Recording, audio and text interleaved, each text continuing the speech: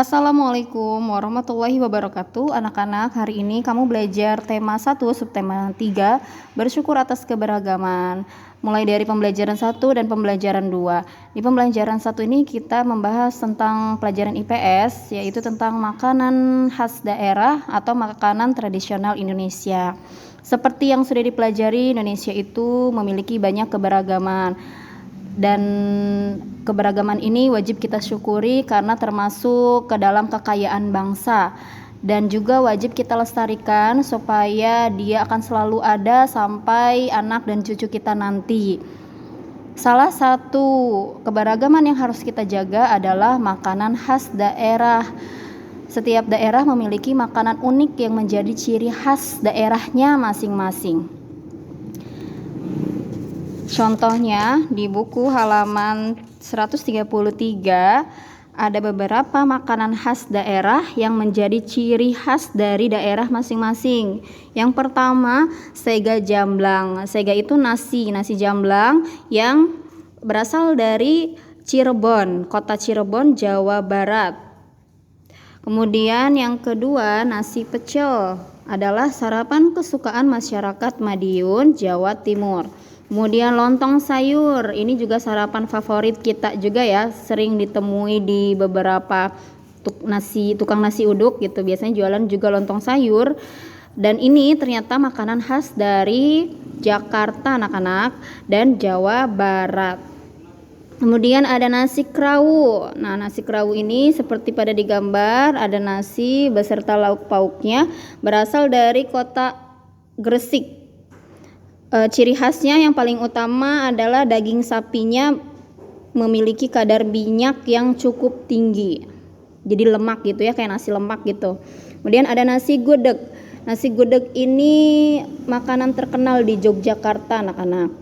Nah, selain itu kamu suka sarapan pakai apa anak-anak? Biasanya kalau beli kita sarapan nasi uduk ya. Nah, nasi uduk itu dengan irisan bawang goreng dan telur dadar itu kayaknya nikmat banget. Nah, itu adalah makanan khas atau makanan tradisional suku Betawi yang ada di kota Jakarta. Anak-anak, siapa yang favoritnya nasi uduk? Kemudian di buku LKS juga masih ada beberapa makanan khas daerah, yaitu bika Ambon yang ternyata berasal dari Medan, Sumatera Utara. Bukan dari Ambon ya, tapi dari Medan. Bika Ambon dari Medan, Sumatera Utara ini terbuat dari bahan-bahan seperti telur, gula, dan santan. Biasanya bika Ambon rasanya rasa pandan, tapi sekarang dimodifikasi, banyak rasanya. Ada rasa durian, keju, coklat, dan lain-lain. Kemudian ini makanan terkenal, kalau kamu di mana-mana ada. Kalau kamu suka nasi Padang, pasti yang kamu ingat adalah makanan rendang. Rendang ini makanan khas dari suku Minangkabau, Kota Padang, Provinsi Sumatera Barat.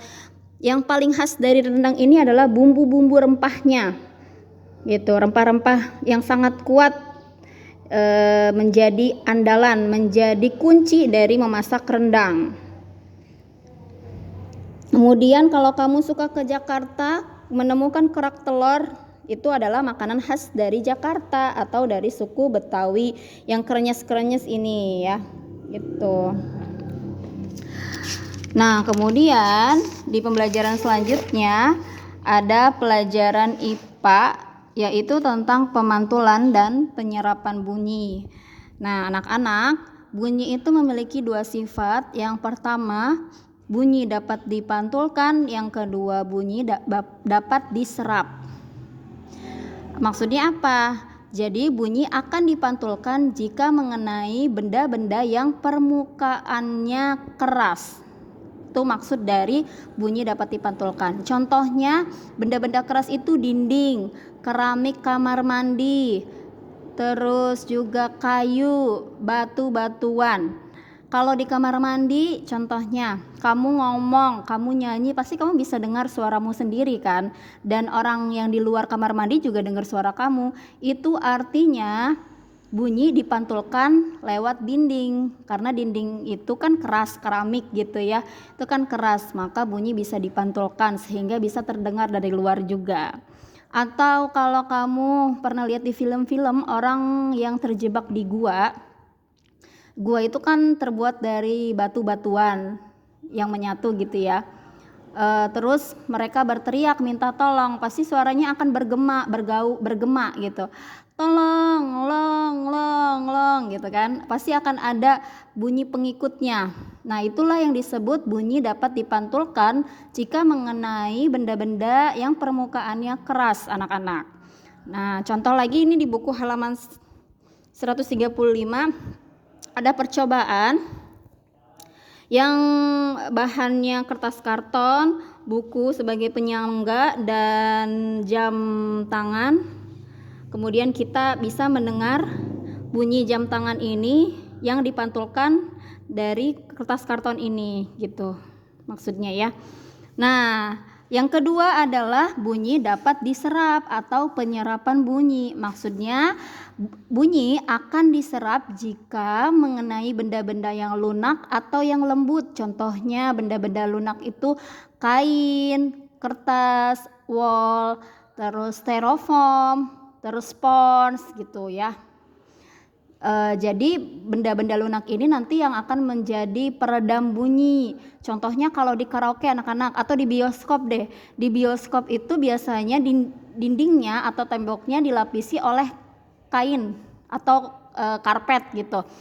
Fungsinya adalah untuk meredam bunyi supaya bunyi tidak memantul keluar. Supaya orang-orang di luar tidak mendengarkan bunyi yang ada di dalam bioskop gitu. Jadi fokus orang-orang di dalam fokus kepada film yang ditampilkan di bioskop tersebut. Begitu juga di tempat karaoke misalnya.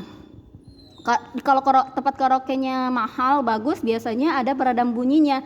Jadi meskipun kita teriak-teriak nyanyi, meskipun suaranya juga cuma teriak-teriak aja nyanyi gitu ya, itu tidak akan terdengar dari luar karena dinding dari karaokean itu, tempat karaoke itu dilapisi oleh kain atau dilapisi oleh karpet yang menyerap bunyi, yang meredam bunyi sehingga tidak terdengar dari luar. Kemudian di pembelajaran 2 ini ada tentang kerjasama, masih tentang kerjasama, contohnya gotong royong.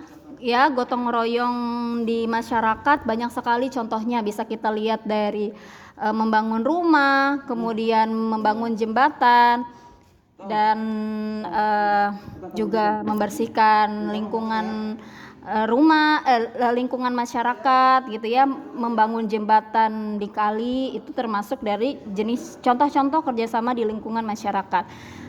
Gotong royong atau kerjasama ini nantinya akan menimbulkan persatuan dan kesatuan sehingga orang-orang akan saling cinta tanah air, akan saling cinta terhadap lingkungannya, akan saling mengenal begitu.